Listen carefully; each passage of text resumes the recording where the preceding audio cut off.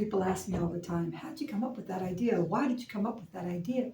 See, I've been doing shows, consumer shows. You might see me at some of your local craft shows, or your women's shows, definitely your handcrafted Christmas shows.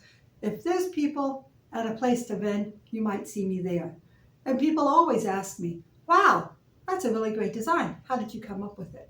And you know, the answer to that is necessity is the mother of all inventions. And that's simply what happened. So back in the 90s, I was in a terrible car accident.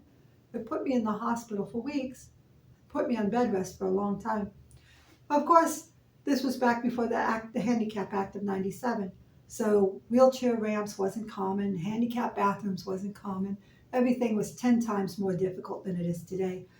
Remember, no cell phones, no websites. This is going way back. Anyways, I couldn't make it to therapy as often as I should because of the lack of transportation.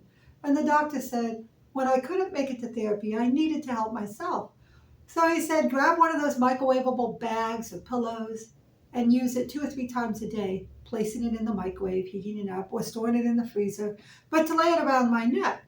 It's a great idea. Just the product sucked. So here I am, trying to use a heating pad on my neck, run my wheelchair, take care of life.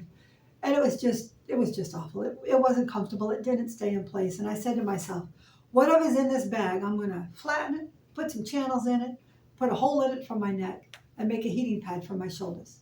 And that's exactly what I did. So I made one for me, and then somebody would see it, and I'd make one for them.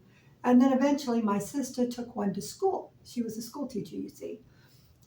So word of mouth started, and before long, so many people were trying to come to my house to pick up the thing that the neighbors thought I was up to something.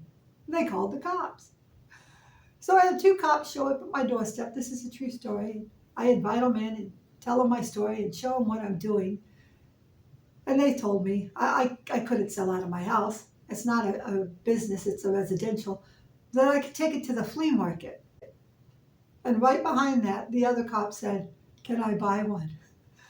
And I said yes, this weekend at the flea market. And that's how we got started.